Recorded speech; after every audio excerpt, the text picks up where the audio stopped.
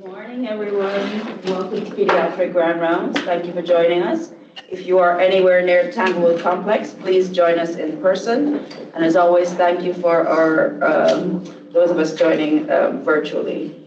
Today's speaker is Dr. Cynthia Morrow.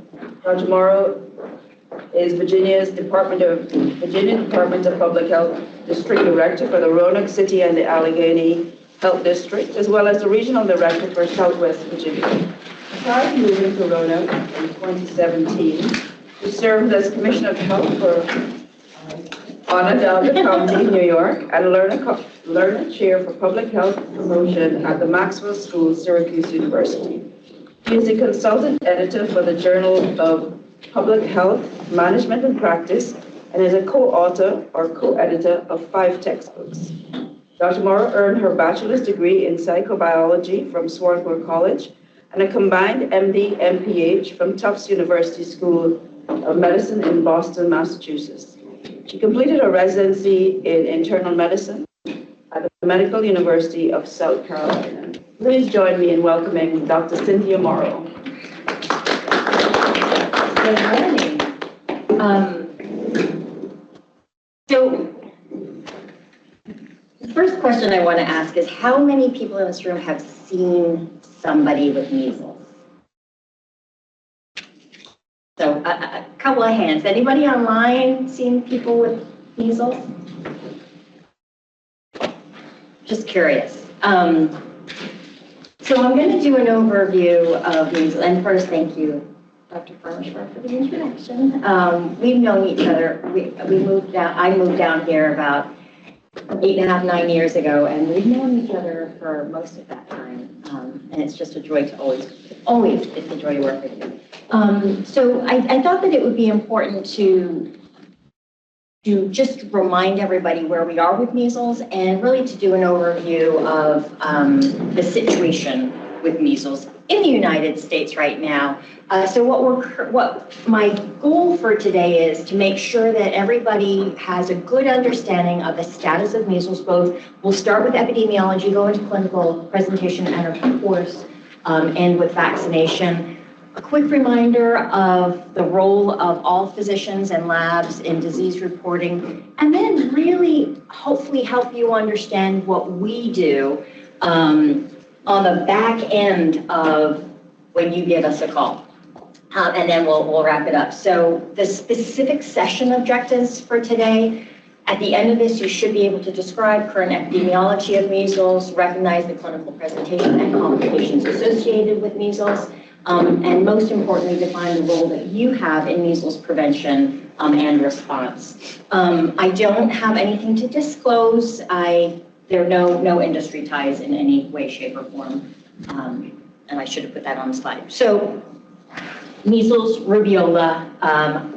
I'm sure all of you know all of this, but just to make sure we're all on the same page, the foremost thing is it's vaccine preventable, and we're going to go back to this extensively in the end. From a public health perspective, I'm always most interested in the transmission. So how is it transmitted? What is the infectious period? What is the incubation period? Because that informs all of our public health responses. Of course, as clinicians, it's all patient-centric. For me, it's community-centric.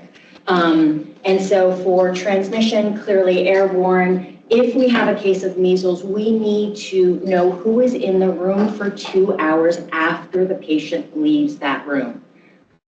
Why? Because it can stay in the air for 2 hours. And every disease is different.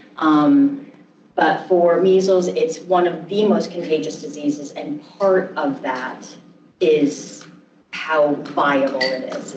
And of course, droplets, person to person. Incubation period, 4 to 17 days is the range. Of course, it can go a little bit on either side. Infectious period, and this is really important for us, as well as for you if you ever, hopefully, knock on wood, don't see a case. 4 days before onset of rash to 4 days after eruption of the rash. From an epidemiologic standpoint, it does feel sometimes overwhelming that we're seeing a lot of measles. It's also important to level set. These are just global trends from 1970 onward. We're going to get more and more tailored in the United States to weekly trends in a few minutes. But it is important to realize how much we've actually impacted measles through our vaccination efforts. And towards the end, we'll see another slide about prevented deaths from measles. And this is from Gavi, the Global Vaccine Alliance. So some of these slides are, almost everything is from VDH, CDC, or World Health Organization. We're going to get to a lot of images, and I have the credits for the images in the slide. But you can see this massive decrease. And then unfortunately, we had a pretty significant global bump in 2019. And then COVID was good for measles. We'll see that in a little bit too, but it has bounced back. And then if we're thinking about risk factors, clearly the burden of disease from a global perspective is in other countries. So if we look at the WHO regions, the WHO region of Africa has the highest burden of measles, and not surprisingly, given infrastructure and access to vaccines. It is interesting to see the different trends, though. So Western Pacific prior to COVID, and you can see the impact of COVID on measles transmission. Probably a lot of that is under-reporting as well, but there definitely was a change in reported measles during 2020 and 2021. But it's interesting that the distribution of the global distribution has changed post-COVID. So when you're thinking about travel histories in some of the families that you serve, this is where we currently are in terms of the WHO regions at greatest risk. If we look in the United States, again, clearly the burden of measles has plummeted. When the vaccine was first introduced in 1963, it had a profound effect, but it was still quite a bit of disease. And then, of course, in 1989, the second dose was introduced, and we've seen significant reduction to the point where it was declared eliminated in the United States. That's endemic transmission in the United States in 2000. If we look more at the recent years, we were doing really well, had a little bit of bump again. This was happening globally and probably reflects travel, right? US cases are almost exclusively imported. So 2019 was a banner year. And then 2025, last year, was the highest year that we've seen in a long time. And unfortunately, 3 months into 2026, it looks like we're going to exceed 2025. If we look more granularly at where we are right now, we need to be very cautious about interpreting the most recent data just because there are always delays. It shouldn't be that we're hoping that we're on the other side of it, but it's too early to tell. If we think about the distribution of disease in the United States, South Carolina has been the most impacted this year, and we are proximal to South Carolina, so it is not surprising that there have been some cases in North Carolina and Virginia that are associated with it. I have to say that most of our cases in Virginia are associated with international travel, not South Carolina. But we do have a couple that are associated with South Carolina. If we look now at Virginia more specifically, our case counts were really low prior to the pandemic. 2021, we had 21 cases. Since 2021, it was back to the 1 to 2 cases, and then of course 2025, we're like, oh, 5 cases, wow. Well, we're at 14 today. So 14 for 2026. We were cleaning up the health department, and I keep wandering away from the mic. I'm sorry, I'm a wanderer. We're cleaning up the health department, And we found these amazing old books of reportable diseases for Roanoke. And so I just took a snapshot of one of the pages. And so this is from 1922, I think it is. And you can see, so this is how they were recording reportable diseases. These are the lists of reportable diseases, and this is measles. And so they're literally just pages. Now, if there had been a pertussis, or if there had been a chicken pox, it's not that this is a page dedicated to measles. This is a snapshot in time. And just going through these old books, we have them from, I think it's like 1916 to the 1950s. I know, it's amazing. And it's just page after page after page. The only reportable disease that we were seeing was measles, because measles was so common. And you can see the ages, like 6, 7, 8. Most of these are below the age of 10. And then who reported it. But that is, those are data from our community from decades ago. Now, where are we today? We're at 14 cases in Virginia. Most of the cases are under the age of 18. And I starred Lynchburg. Have you guys heard about what's been happening in Lynchburg? What happened in Lynchburg? Some people have. Okay, so we're now outside of the incubation period, so we think that we're okay for now. But there was an individual who traveled internationally. The individual is not a resident of Virginia, so the individual who traveled is not counted in here. We count cases based on place of residence. But when the individual became ill, they thought that it would be a good idea to travel to stay with a family member who had multiple children in the home. The family member identified that this was a probable case of measles. The person had been with ill people where they had been traveling. Came back, the family member took the ill adult to the ED. Thankfully, they recognized it pretty quickly. They were able to get the person into isolation right away, and they started the protocol that we'll go through in a few minutes. Unfortunately, there were 4 children under the age of 18 living in that household. And while the parent recognized that this was a concern and basically isolated the sick person,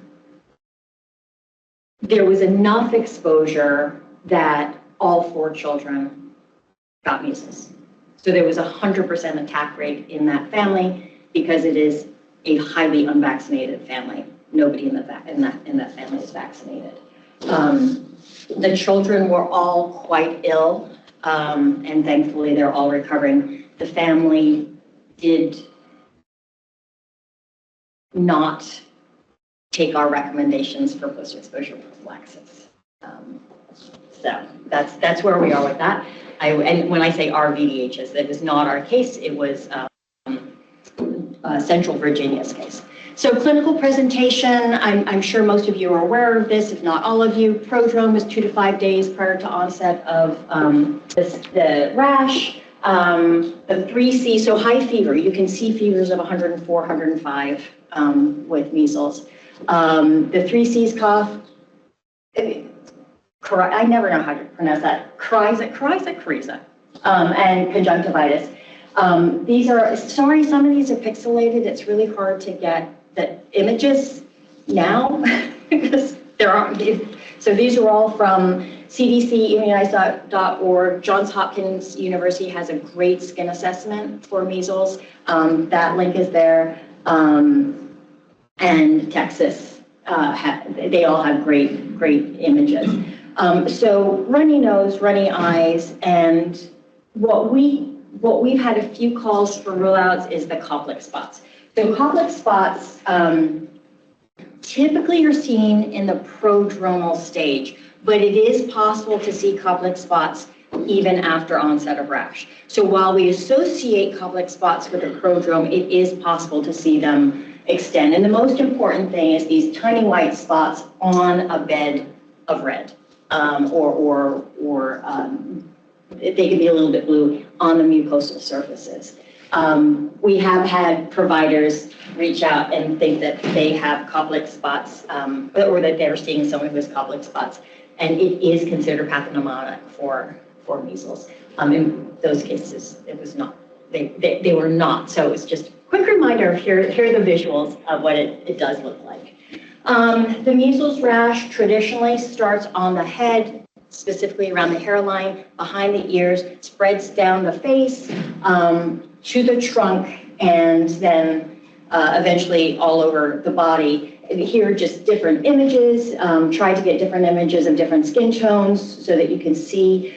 This is sort of the last stage. It's actually skin sloughing after the rash is resolved or is resolving. Complications. Even today, I hear people say, it's not that big a deal. It isn't for most people, and we don't want to exaggerate, right? Like, we don't want to say this is a highly fatal disease. We're going to go into that in just a second.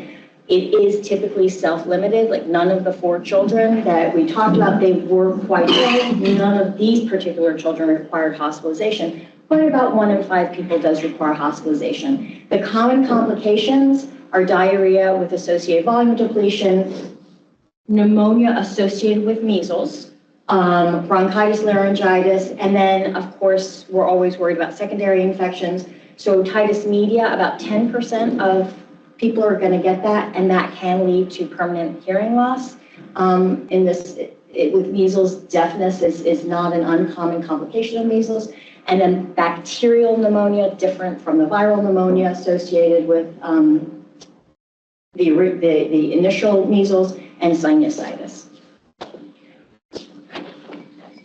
The things that we're most worried about are encephalitis and then subacute sclerosing panencephalitis.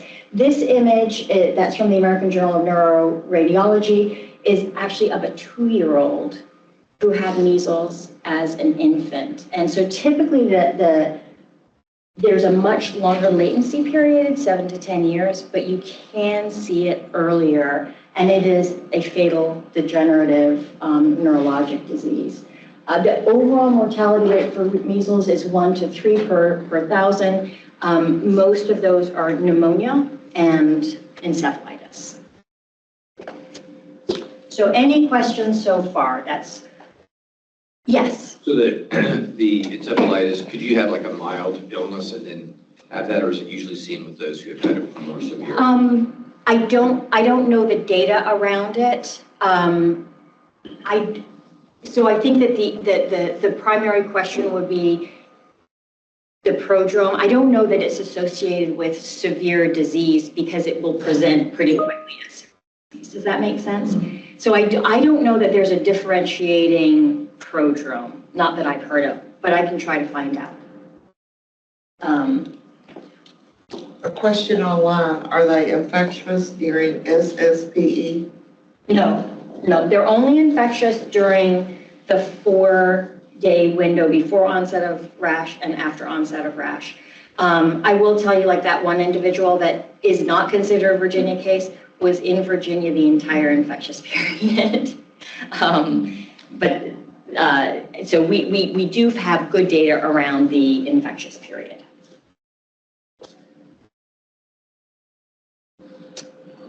So if we're talking about complications, of course, we need to know who's at highest risk.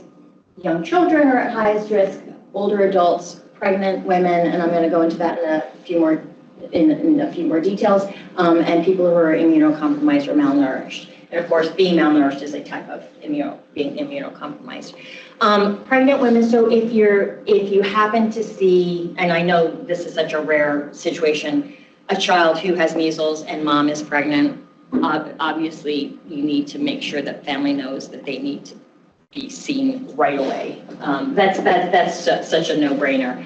But measles in pregnancy is associated with pregnancy loss, preterm delivery, low birth weight, and congenital measles. So a pregnant person can transmit measles to baby. Baby within 10 days gets a febrile illness.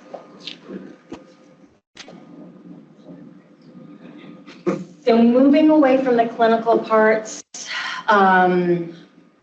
vaccine preventable, and the biggest risk for complications and the biggest risk for vaccines, for the disease, is not being vaccinated, because if you're vaccinated, you're not going to get measles, so you're not going to have the complications.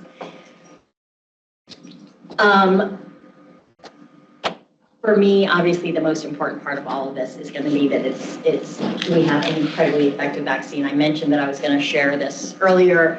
This is a study that was released and is now available on the Gavi website that was recently released in 2024.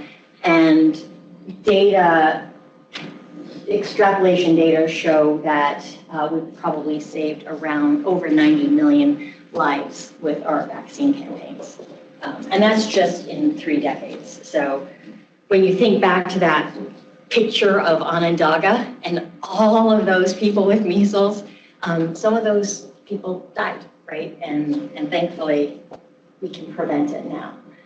So the measles vaccine, you know this better than I do. I'm not going to pretend. 2-dose vaccine, I did want to note that the current changes, one, they were declared illegal last week, so everything's on hold with the ACIP changes. But there really was not a significant difference with the proposed changes,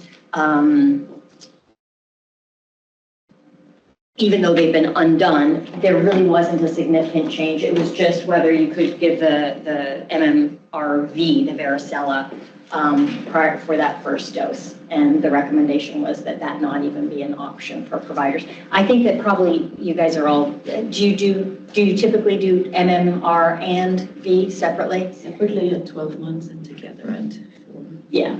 And you know, from everything that I understand, that is what most people practice. So it didn't have a substantial impact. But regardless, we want people fully vaccinated. I highlighted this. If you don't, this is your local epidemiologist. And even if you're not interested in epidemiology, it's just a blog.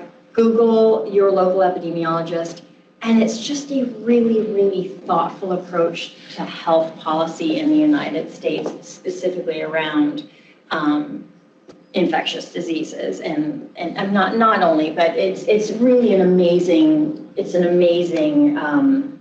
resource. So I wanted to highlight that. Oh, just in our area, another thing I wanted to highlight. We do have significant alpha-gal. It is a relative contraindication because of the gelatin. It's unlikely in the pediatric population that you're going to have to worry about that. In the adult population, we would be more worried about alpha-gal and MMR. Yeah. So in a travel situation, you can give the vaccine as early as 6 months? At 6 months, yep. So thank you. It's a little bit later on, but yes. So for travel or for contact. So with travel, the idea is that you could be at high risk of contact, unknown contact. So you can give the first dose as early as 6 months.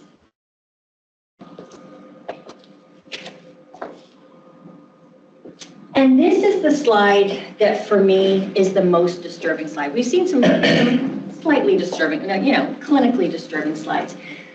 But these are our measles trends in the measles vaccine MMR trends in the United States pre-COVID. So you can see that most states were 90 or 95% or more, and then post-COVID. Every disease has a different level for herd immunity. And obviously there's no magical number for herd immunity. But for measles, we're looking at a 95% vaccination rate required for herd immunity. And part of that is because it is considered the most contagious, right?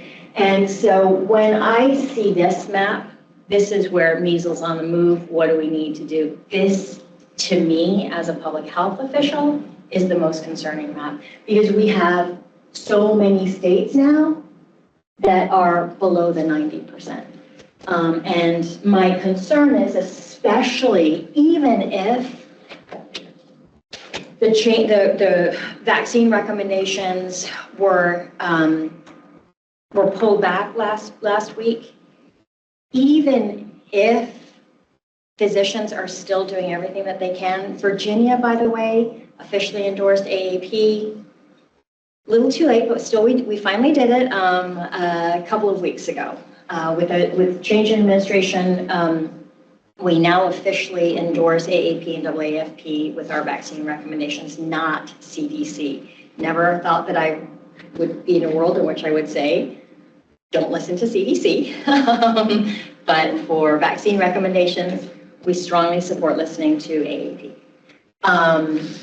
And the worry is that there's a chilling effect. There's confusion, there's misinformation, people don't know what this means. I don't think that anyone doubts that vaccine hesitancy is going to continue to increase in the current environment. And so not only do we have more measles, but we have less vaccination. And so that's a perfect setup for you guys who have never seen measles to start seeing measles. Hopefully not. Hopefully, we're being a little dramatic here. But that is one of the reasons that when Vedi and I were talking about grand rounds or pediatric rounds, that I thought that this would be an important topic. Here are vaccination rates in Virginia. Now there are some limitations to these data. So our data are imperfect. We think that this is underrepresentation for a few different reasons. But you can see that far southwest is the most unvaccinated population in Virginia. And interestingly, I know that you can't read this, it's mainly me to remind me that our white population is the least vaccinated population.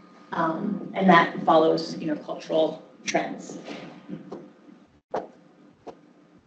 So I see this and my heart just breaks a little bit, but that's what you guys can do, is just make sure that people have good information and do everything that you can to undo the damage of uncertainty that is being spread, right? So what should you do if you suspect a case of measles? What's the first thing you should do? Isolate 100%. The most important thing is for you to isolate the patient and do whatever you can. And then the second thing you're going to do? Report. Yeah. And we're going to go through why, right? So 100%, the most important thing for you to do is isolate, get that child out of the waiting room as soon as possible. We are going to have to do a massive intervention of identifying. If someone calls you or calls your office, not you specifically, and says, think my kid has measles, what's your protocol? What do you guys do here? If they say, I think my kid has measles?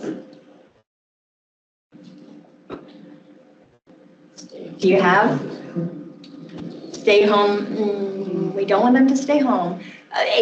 From a public health perspective, that's usually our typical answer, right? They need to seek care. So depending on what your capacity is, have them seen outside or have them facilitated to come into a back door where they can go directly into isolation. Realistically, all urgent care. They have better capacity to deal with it. But you do not want to bring I think that the big point is you do not want to bring a child suspected of measles into your office. That would not be good. So what I'm seeing is that maybe you guys haven't talked about that yet, so maybe that's something that you can do after this, is make sure that you have an approach and bring in the IPs, bring in Carilion IPs, infection control practitioners, to better understand what Carilion's approach to this is. But in general, you don't want, it's just like COVID, right? We weren't bringing, in the beginning of COVID, we weren't bringing anybody into the office. Same concept as that. But after that, the second most important thing is for you to call us. We will walk you through, we will do everything, and this is what we're gonna do when you, I've got the quick, this is what you do. We'll go into what you do. But just a quick reminder, who's required to report? The Virginia law is very clear. Physicians and labs, physicians, clinicians are required to report if suspected of having. This is your obligation starts the moment you suspect it, not the moment you confirm it. And so for measles, this is particularly important. So if you suspect someone, call us. We will walk you through. Just in terms of, this is the most recent Virginia reportable disease list, and measles is right there on the report immediately. The penalty for not reporting is $20,000 a day for delayed reporting. We never do that. We never do that. It's education, but it's there for a reason, right? It's there to show how critical it is for clinicians to report. So what do we do? When you call us, we're going to go through a series of things. The first thing that we're going to do is, if this is a child for whom measles testing is indicated, and this is the algorithm, we have 1,000 algorithms for measles. I did not put them all up here. But if we get to here, we are going to facilitate testing. We're going to make sure that there's communication that a measles specimen is coming in. It's a high-risk specimen. We usually get the results in less than 24 hours. But we're not going to do that for everything. So we get lots of calls for rule-outs. If the person is vaccinated and you still want to test for measles, that is your right as physicians. You can totally do that, but you can use your commercial lab for that. So if they're not vaccinated, we're not going to test. If they don't have a clinical case, we're not going to test. We also are unlikely to test if it isn't an area where we know that there's potential exposure. I have waived it if someone is unvaccinated and they have a really convincing clinical picture, but typically we're still in a risk, we're still in a state where there is not officially an outbreak, which means that there are, so official outbreak would be 3 or more non-epi linked cases. So our case of 4 doesn't count as an outbreak because they were all household contacts. So they would have to be not epi linked. So we're going to facilitate testing. We're going to re-interview the patient and if appropriate, if it's a child, the patient's family. We're going to verify the history and start getting contact information. And then we're going to confirm that the case meets CST. I want to focus on this just for a second because I had a situation where I got called from an ED, it was not a Carilion ED, 9 o'clock at night, and this was the history that I got. The physician was so responsible and wonderful. The history that I got from the physician was, this is an individual who traveled to South Carolina, had contact with a known case 2.5 weeks ago, has had prodromal symptoms for the last 4 days, and presents with a rash that started on his face. Pretest probability, 99 plus, right? Absolutely. Okay, DCLS, we knew which hospital it was. DCLS, Department of Consolidated Lab Services. That's our Virginia state lab. Does a hospital pickup at that particular hospital it was within 30 minutes that they were scheduled to be there. We're like, okay, get the swab, this is what you do, you got it. DCLS picks it up. We confirm the next morning that DCLS has a specimen. I'm in contact with our epidemiologist.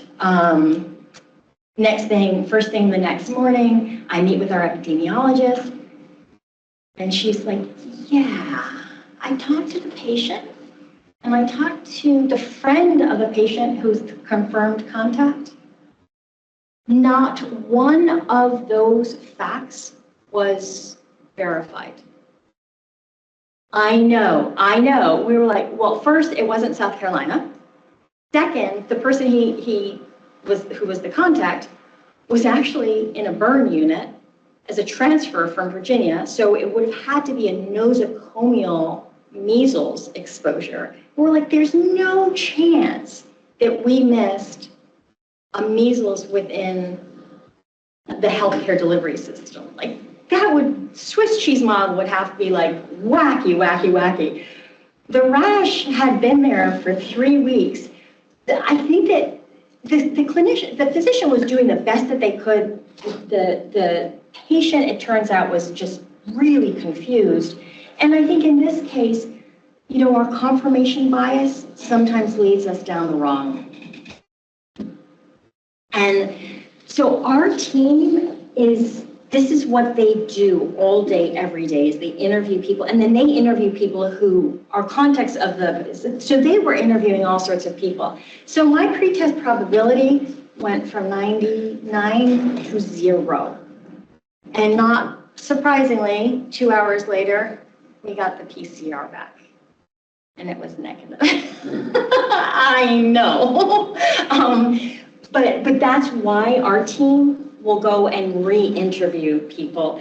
Sometimes people will tell you things because they think that you want to hear them, right? This person was well-read. We think that there were a lot of confounding factors, but our team members were able to get to the bottom line. Yeah. Question about the previous Yeah. slide. So on the algorithm, if they were vaccinated, we do not test. Is that because the vaccine is that effective? There's 97%. Almost no possibility of breakthrough or Fully vaccinated, right? Yeah, it's a highly effective vaccine. If we were to start having a much higher burden of disease, the number game would come into play, and we might change that. This is in a non-outbreak situation, so things we might change that if we're starting to see so many cases that even vaccinated people are likely to be exposed, then 3 out of 100 vaccinated people, if everybody's being exposed because there are lots of measles cases. So it's the numbers game of vaccines, but in a non-outbreak situation, and even though we have 14 cases, we're still in a non-outbreak situation in Virginia based on the definition of 3 or more not epi-associated cases. So this would change if there was a much higher burden of measles. Does that make sense? Yeah. Okay. Case classification, this is just the Council of State and Territorial Epidemiologists, which is what CDC uses. These are the case definitions for measles. And basically, it's confirmed is acute, is the febrile illness. Here's the definition of that. And then demonstration of measles disease, or, and this is what's really important, direct epidemiologically. So we don't have to rely on labs. So for those 4 children, we don't have to rely on labs because we knew that it was measles. They'll still do them just for confirmation, but it's still going to meet clinical case or it's still going to meet confirmed definition. And so our team members are going to go and make sure, based on the history, based on all of the information that we have, does this meet the definition? And if it meets the definition, we're going to go ahead, and this is really critical. We're going to start doing all of the work on identifying and interviewing the contacts. So far in Virginia, the average number of contacts per confirmed case of measles is over 100. And that's because of how contagious measles is. And, it's our nightmare of people being infectious for 4 days before they even know that they're really ill, when they're just maybe feeling a little And so they're traveling to the gas stations or maybe going to the hospital because they just have a fever at that point, or a lot of it is just international, a lot of it's airports and airplanes. So that's the average contact. Isolation and quarantine, you guys comfortable with the difference? I'm seeing, yeah, so isolation, removing the ill person from society, from the risk of exposing other people. You said the first thing we're going to do is isolate the patient if they come into our office, right? Quarantine is restricting the movements of someone who has been exposed and who is at high risk for getting the disease. In this case, we'll go through it, because we don't want them to be in that 4-day period where they're out there spreading it, and we don't know that they have measles yet. The question online, what is the preferred clinical specimen collected for PCR? Swab. Yep, nasal swab, yep. And one thing I should have said at the very beginning, VDH, just the VDH public website, has detailed information for clinicians, and I can make sure, you guys can just Google it, but it's VDH healthcare provider measles information. A letter has been sent out a couple times now with all of the algorithms and all of the links, but the details of what kind of, it's really simple, it's just a regular swab, nasal swab, and then the most important thing is getting it to the lab. The labs will call us, and I mean, typically we get three phone calls. We get a phone call from the infection control practitioner, a phone call from the clinician, and a phone call from the lab. We much prefer it that way. We don't want to miss a case of measles. But the details are all on the website, on the BDH website, and I can definitely send that to you, get you to send out. So the definition of immune becomes very important when we do our contact investigations. Anyone born prior to 1957, written documentation of adequate vaccine. Obviously, there are a lot of us, well, not us because we're healthcare workers, but there are a lot of people who didn't get their 2 doses of MMR because they were between 1963 and 1980. If you're not high risk, so you're not traveling and you're not a healthcare worker and you don't live in a college dorm or congregate living facility, we would consider 1 dose to be adequate in adults. But these are the exceptions of where you need to have 2 doses if you're in a high risk setting. Laboratory evidence of immunity, laboratory confirmation of disease. So those are all people who are considered immune. I do not expect you to know this. I'm going to do a simplified slide in just a couple of minutes. This one is actually from New York City because the VDH algorithm for what we do for post-exposure prophylaxis is 4 pages. It's all there, but I couldn't put it on 1 page. So New York City has it all on 1 page. If you're immune, we just went through the definition of immune. No PEP is indicated. So it doesn't matter if my husband were to get measles, which he won't because he's vaccinated, even if I'm his household contact, I don't need PEP if I'm fully vaccinated. Less than 6 months, the only option that we're going to have is IMIG. If it's a high-risk baby, and we'll see that in the next slide, might need to consider IVIG and home quarantine. For 6 to 11 months, if they're unvaccinated, we're their MMR. And they don't need to be given MMR. Oh, the big thing here is less than 72 hours, right? So one of the reasons you need to call us right away is we've got 72 hours to mobilize getting potentially 100 people vaccinated, right? A lot of those people are going to be considered immune, but some of these numbers, and one of the investigations, it was over 400 contacts, and we have to call every single one of them. So less than 72 hours, MMR, no quarantine is needed if they get MMR. If it's 3 to 6 days, IMIG. And IG is not considered as protective. We are going to need to quarantine them. And then if it's over 6 days, wait wait and see what happens. Yeah. Another twofold question. One, do you know, and I'm just imagining this situation getting worse, right? And so we're going to go farther into the details of living with this. Do you know how long after given measles IG that we have to defer vaccine? Is it 8 months or 11 months? It depends. So typically it's 6 months. 6 months, okay. So that's going to be on the next slide, but yes. And then the second tier to that is if they received measles immunoglobulin before, and they're in that 6 month period, if they get re-exposed, presumably they still have the risk factors that got them exposed at that time. Because you're in that 6 month window, do you give immunoglobulin again? Because you're going to want the response to the MMR vaccine? That's a great question that I don't know the answer to. So the first thing I would do is call our subject matter experts. My guess, it is a guess, it is only a guess, is that we would still need to give the IG. Okay.